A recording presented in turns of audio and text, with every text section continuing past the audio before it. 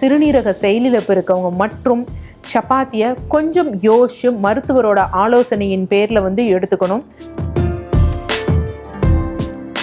இந்த கோதுமை சாப்பிட்டா உடல் இளைக்கும் அப்படின்னா காத்திருந்து பொறுமை இழந்த அந்த மாவுச்சத்து என்ன மாதிரி இருந்ததுன்னா நான் கொழுப்பா மாறிடுறேன் அப்படின்னு போயிடுது. ஸோ அதுதான் அங்கே நடைபெறக்கூடிய உடல் இளைப்புக்கு அப்படின்னு ட்ரை பண்ணுறவங்க இரவு உணவை தவிர்ப்பது ரொம்ப வந்து நல்ல ஒரு விஷயம்.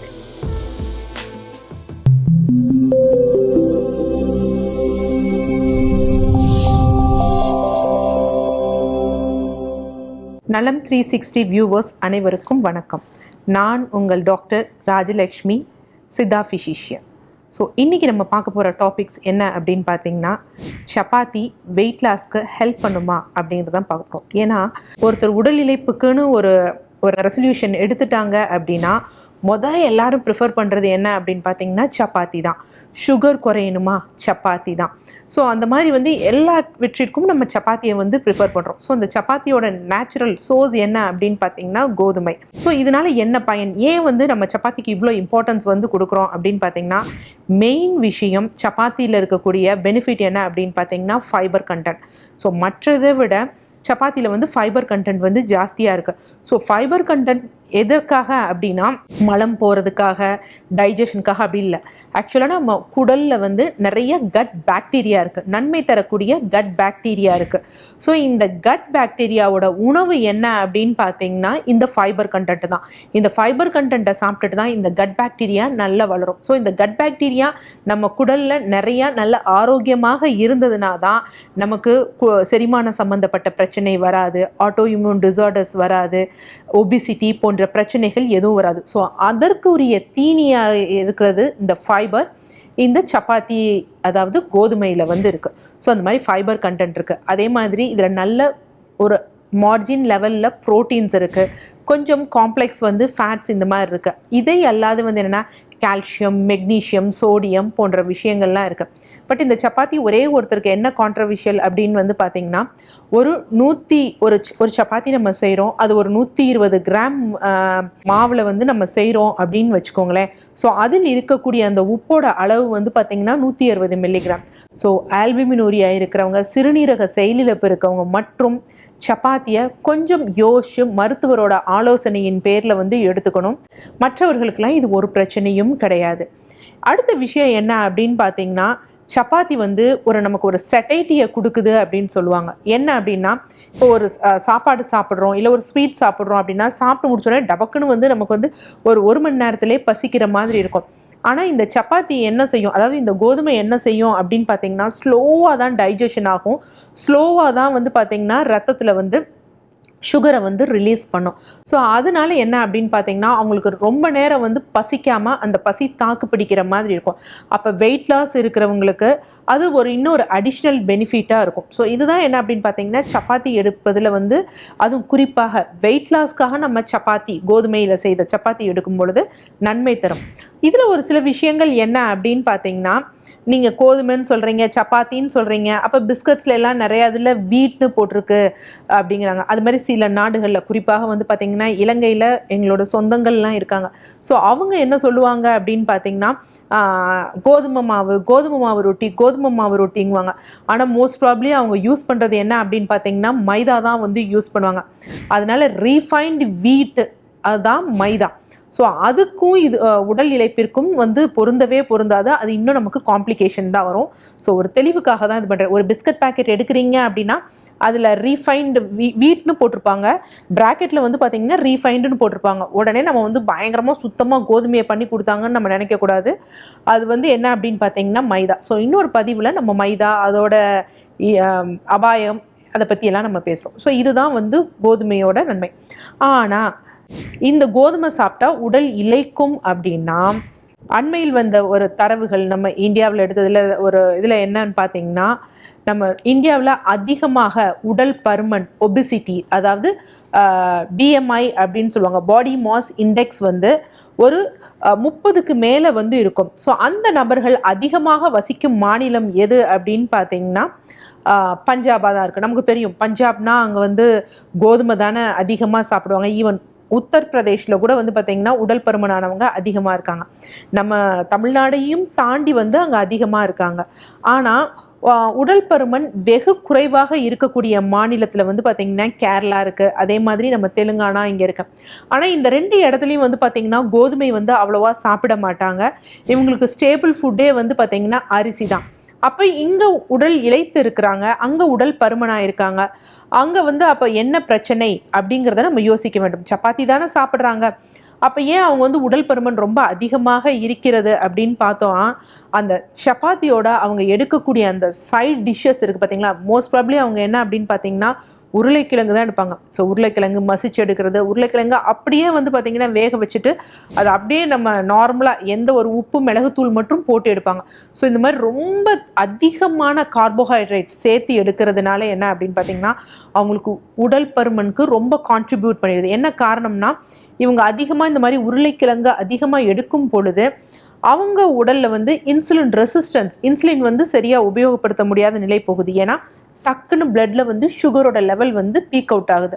அப்போ அந்த ஒரு குறுகிய காலத்தில் அதிகமாக பிளட் சுகர் வந்து ரிலீஸ் ஆகிட்டு இன்சுலின் கம்பைன் பண்ண முடியாதனால காத்திருந்து பொறுமை இழந்த அந்த மாவுச்சத்து என்னமா மாறிடுதுன்னா நான் கொழுப்பாக மாறிடுறேன் அப்படின்னு போயிடுது. ஸோ அதுதான் அங்கே நடைபெறக்கூடிய பெரிய தவறான ஒரு விஷயம். ஆனால் இந்த மாநிலங்களில் அரிசி எடுத்தாலும் அவர்களோட உணவு முறை வந்து கொஞ்சம் சீராக இருக்குது. ஸோ மீன் சார்ந்த உணவுகள், காய்கறிகள், மாமிசம் கூட எடுக்கலாம். மாமிசம் எடுத்தால் வந்து உடல் இளைப்பு ஏற்படாது அப்படிங்கிறதெல்லாம் கிடையாது. பட் அங்கே ஓவர் ரிச் கார்போஹைட்ரேட்ஸை அப்படியே அவங்க பிளைனாக எடுக்கிறதுனால அங்கே உடல் பருமன்கிறது அதிகமாக இருக்குது. அடுத்து இன்னொரு விஷயம் என்ன அப்படின்னு பார்த்தீங்கன்னா யூஸ்வலாக கிளைசிமிக் இண்டெக்ஸ் அப்படிங்கிறது வந்து கேள்விப்பட்டிருப்போம்.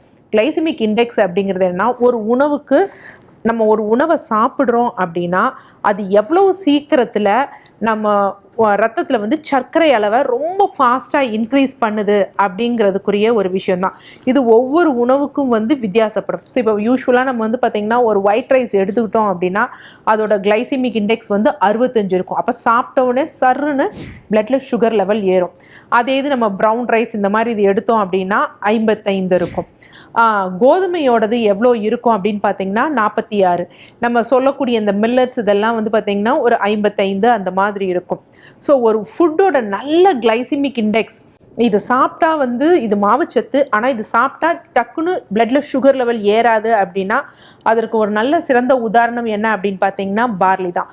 ஸோ பார்லியில் வந்து மாவுச்சத்து இருக்குது, ஆனால் அதோட கிளைசிமிக் இண்டெக்ஸ் வெறும் 25 தான். ஸோ பிளட் சுகர் உடல் இளைப்புக்காக வந்து ட்ரை பண்ணுறவங்களுக்கும் அது ஒரு நல்ல உணவு. அதே மாதிரி சுகர் இருக்கவங்களுக்கும் அது ஒரு நல்ல உணவு. வேறு தைராய்டு போன்றவர்களுக்கும் அது ஒரு நல்ல உணவு. ஸோ அப்போ கிளைசிமிக் இண்டெக்ஸ்லாம் ரொம்ப ஒன்றும் அப்ரிஷியபிளாக இல்லை நம்ம கோதுமை சாப்பிட்றதுனால. ஏன் வந்து இந்த கிளைசிமிக் இண்டெக்ஸை திருப்பி இது பண்ணுறோன்னா, இந்த கிளைசிமிக் இண்டெக்ஸ் பிளட்டில் சுகர் லெவல் டக்குன்னு ஏறிடுச்சு அப்படின்னா நான் முன்னாடி சொன்ன மாதிரி தான் அது எனர்ஜியாக நமக்கு யூஸ் பண்ண டைம் இல்லை அப்படின்னு பார்த்தீங்கன்னா அது கொழுப்பாக தான் வந்து கன்வெர்ட் ஆகும். ஸோ அப்போ என்ன அப்படின்னு பார்த்தீங்கன்னா எங்கே தவறு நடக்குது அப்படின்னா, கோதுமை சப்பாத்தி வெயிட் லாஸ்க்கு ஃபாலோ பண்ணலாம்னா கண்டிப்பாக ஃபாலோ பண்ணலாம். ஆனால் அந்த உணவை எப்படி எடுக்கணும் அப்படிங்கிறதா ரொம்ப முக்கியம். யூஸ்வலாக ஒரு கார்போஹைட்ரேட் நம்ம எடுக்கிறோன்னு வச்சுக்கோங்களேன், கிளைசிமிக் இண்டெக்ஸ் எதுவாக இருந்தாலும் அது கூட நம்ம என்ன கம்பைன் பண்ணி சேர்த்து எடுக்கிறோம், அது வந்து என்னென்னா நம்ம உணவில் இருக்க அந்த சர்க்கரை அளவை வந்து ரத்தத்தில் ஸ்லோவாக வந்து கொண்டு போய் சேர்க்கும் அப்படிங்கிறது வந்து ரொம்ப முக்கியமான விஷயம். இப்போ என்ன அப்படின்னு பார்த்தீங்கன்னா நம்ம உணவு முறைகளில் வந்து பார்த்திங்கன்னா கடைசி இடத்துல வந்து பார்த்திங்கன்னா தயிர் வந்து சேர்த்துருப்பாங்க, தயிரோ மோரோ வந்து சேர்த்துருப்பாங்க. ஸோ தயிர், மோர், இதெல்லாம் வந்து தயிர், மோர், ஊறுகாய், இது 3 என்ன அப்படின்னு பார்த்தீங்கன்னா ஃபர்மெண்டேஷன் பண்ணப்பட்டு அதில் ஒரு வகையான ஆசிட்ஸ் வந்து இருக்கும். ஸோ தயிர்னா லாக்டிக் ஆசிட் அந்த மாதிரி வந்து இருக்கும், அசிட்டிக் ஆசிட் இந்த மாதிரி இருக்கும். ஸோ இந்த மாதிரி இருக்கும் பொழுது என்ன அப்படின்னா இது செரிமானத்திற்கு தூண்டப்பட்டு இரத்தத்தில் அந்த சர்க்கரை அளவு கொஞ்சம் கொஞ்சமாக ரிலீஸ் ஆகும். ஸோ கொஞ்சம் கொஞ்சமாக ரிலீஸ் ஆகிறப்ப பிளட்டில் சுகர் லெவல் டக்குன்னு வந்து இன்க்ரீஸ் ஆகாது. அதே மாதிரி தான் என்ன அப்படின்னு பார்த்தீங்கன்னா இப்போ சைனா, ஜப்பான் போன்ற இடங்களில் என்ன அப்படின்னா, கொரியா போன்ற இடங்களில் அவங்க ரைஸ் பேஸ்ட் எடுத்தாலும் கூட என்ன எடுக்கிறாங்க அப்படின்னு பார்த்தீங்கன்னா கிம்ச்சி போன்ற ஃபர்மெண்டேஷன் பண்ண உணவுகளை எடுப்பாங்க. ஸோ அந்த மாதிரி அசிடிக் உள்ள உணவுகளை கூட சேர்த்து எடுத்தோம்னா நமக்கு இந்த பிளட்ல சுகர் லெவல் டக்குன்னு ஏறுறது வந்து குறைய ஆரம்பிக்கும். அதனால தான் நம்ம என்ன பண்ணுவோம்னா யூஸ்வலாக சப்பாத்திக்கு வந்து ஆனியன் ரைத்தா, வெங்காய பச்சடி வந்து வைப்பாங்க. இங்கே வெங்காயம் வந்து முக்கியம் கிடையாது, அது ஒரு டேஸ்ட்டுக்காக தான். ஸோ மெயின் வந்து பார்த்தீங்கன்னா தயிர். யூஸ்வலாக வந்து பார்த்தீங்கன்னா நார்த் இந்தியன்ஸே சில பேர் வந்து பார்த்தீங்கன்னா தயிரோட கீரைகள் போன்றவை அரைச்சி வந்து வைப்பாங்க. பட் இன்று கால சூழ்நிலையில் கொஞ்சம் கொஞ்சமாக மாறிட்டுருக்காங்க. ஸோ அப்போ சப்பாத்திக்காக நம்ம வெயிட் ரிடக்ஷனுக்காக ஃபாலோ பண்ணுறோம் அப்படின்னா கண்டிப்பாக இந்த மாதிரி அசிடிக்கான உணவுகள் ஏதாவது ஒன்று கூட சேர்த்து எடுத்துக்கிட்டோம் அப்படின்னா டக்குன்னு வந்து பிளட்ல சுகர் லெவல் வந்து ரைஸ் ஆகாது, ஸ்லோவாக தான் ரைஸ் ஆகும். அப்போ இருக்கக்கூடிய அந்த பிளட் சுகர் வந்து நமக்கு ஃபேட்டாக வந்து கன்வெர்ட் ஆகாது, உடல் இளைப்பிற்கு வந்து உறுதுணை புரியும். இருந்தாலும் இதெல்லாம் பண்ணாலும் இன்னும் கொஞ்சம் நம்ம அடிஷ்னலாக வந்து என்ன பண்ணணும் அப்படின்னு பார்த்தீங்கன்னா உடல் உழைப்பு, ஃபிசிக்கல் ஆக்டிவிட்டி போன்றவையை வந்து ஃபாலோ பண்ணணும். ஸோ ஜப்பான் போன்ற நாடுகளில் வந்து உணவு முறை என்ன ஆனாலும் அவங்க வந்து எக்ஸசைஸ் அப்படிங்கிற ஒரு தனியாக ஒரு விஷயத்தை வந்து அவங்க ஃபாலோ பண்ணுறது கிடையாது. மோஸ்ட் ப்ராப்ளி அவங்க எங்கே போனாலும் நடைப்பயிற்சியில் தான் வந்து போவாங்க, பை வாக் தான் போவாங்க. ஸோ அதுவே வந்து பார்த்திங்கன்னா அவங்களுக்கு பிளான் பண்ணாமல் ஒரு நல்ல ஒரு ஃபிசிக்கல் ஆக்டிவிட்டியாக இருக்குது. குறைந்தபட்சம் அதாவது ஒரு 46-47 கிலோ இருக்கக்கூடிய நபரே வந்து குறைந்தபட்சம் ஒரு நாளைக்கு வந்து 8000 ஸ்டெப்ஸ் வந்து நடக்கிறாங்க. ஸோ அப்போ வெறும் நம்ம ஒரு சப்பாத்தியை மட்டும் சாப்பிட்டுக்கிட்டே நம்ம இழைச்சிடலாம் அப்படின்னு நினச்சோம்னா மேபி வெயிட் லாஸ் ஆகலாம், ஆனால் நமக்கு அடிஷ்னலாக பிரச்சனைகள் வரும், சத்து குறைபாடு போன்றவை வந்து ஏற்படும். ஸோ அப்போ சப்பாத்தி எடுக்கிறோன்னா ஃபிசிக்கல் ஆக்டிவிட்டியும் ரொம்ப முக்கியம். இதனுடன் அந்த சப்பாத்தியோட நல்ல ஒரு அசிடிக்கான ஒரு விஷயங்களை வந்து எடுத்துக்கிட்டோம், ஒரு சரிவிகிதமான உணவுகள் எடுத்துக்கிட்டோம்னா ஆரோக்கியமான உடல் இளைப்பு அப்படிங்கிறது கண்டிப்பாக சாத்தியம்.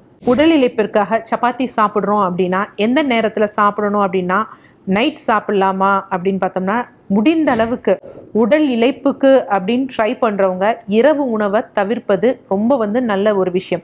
ஏன்னா எவ்வளோக்கு எவ்வளோ நம்ம சர்க்காடியல் ரிதத்துக்கு கோஆப்ரேட் பண்ணி போகணும். 7 மணிக்கு மேலே நம்ம உணவு எடுத்தோன்னா அது கண்டிப்பாக வந்து நமக்கு நஞ்சாக தான் மாறும். ஸோ காலை வேலை மதிய வேலையில் உணவு வந்து சப்பாத்தியாக எடுத்துக்கலாம். சப்பாத்தி வந்து சிலருக்கு, ஏன்னா நம்ம இருக்கக்கூடியது வந்து என்ன அப்படின்னு பார்த்தீங்கன்னா ஒரு உஷ்ணமான பகுதியில் இருக்கும். தொடர்ந்து சப்பாத்தியை எடுத்தோம் அப்படின்னா கண்டிப்பாக நமக்கு உடல் வந்து அதிகமாக உஷ்ணமாகும். ஸோ சப்பாத்தி செய்யும் பொழுது என்ன அப்படின்னு பார்த்தீங்கன்னா கொஞ்சம் நம்ம நெய் போன்ற விஷயங்கள் எடுத்துக்கிட்டோம் அப்படின்னா அந்த அதிகமாக உடல் உஷ்ணமாவதை வந்து கண்டிப்பாக வந்து தவிர்க்கப்படும். சப்பாத்தி அப்படிங்கிறப்ப நம்ம கோதுமை மாவை அரைக்கிறோம் பார்த்தீங்களா, அந்த கோதுமை மாவை அரைக்கிறப்ப பண்ணக்கூடிய விஷயம் என்னென்னா சளிச்சுட்டு அந்த தவிடை ஃபுல்லாக எடுத்துருவோம். அப்படி இல்லாமல் ஹோலாக அந்த தவிடெல்லாம் நீக்காமல் அப்படியே வந்து நம்ம சப்பாத்திக்கு வந்து நம்ம யூஸ் பண்ணோம்னா கண்டிப்பாக நன்மை பயக்கும். சப்பாத்தி எடுக்கும் பொழுது கூட கண்டிப்பாக ஏதாவது அசிடிக்கான ஒரு விஷயம் இருக்கணும். ஒரு தயிர் பச்சடி எடுக்கலாம், இல்லை வந்து பார்த்திங்கன்னா வினிகர் சேர்த்து செய்யப்பட்ட உணவுகள் எடுத்துக்கலாம், எண்ணெய் சேர்க்காத நம்ம ஊறுகாய் இருக்குது பார்த்திங்களா, அந்த மாதிரி விஷயங்கள் எடுக்கலாம், இல்லை கிம்ச்சி மாதிரி விஷயங்கள் எடுத்துக்கலாம். எதற்காக அப்படின்னு பார்த்திங்கன்னா கண்டிப்பாக வந்து பார்த்திங்கன்னா இது அந்த பிளட் சுகரை வந்து ஸ்லோவாக வந்து போக வந்து ஹெல்ப் பண்ணும். ஓமம் போன்ற விஷயங்கள் நம்ம வந்து சப்பாத்தியில் சேர்க்கும் பொழுதே இன்னும் டைஜஷன் வந்து நல்லா ப்ரொமோட் ஆகும். அப்போ உடல் இளைப்புங்கிறது சப்பாத்தியால் ஆரோக்கியமாக இருக்கும்.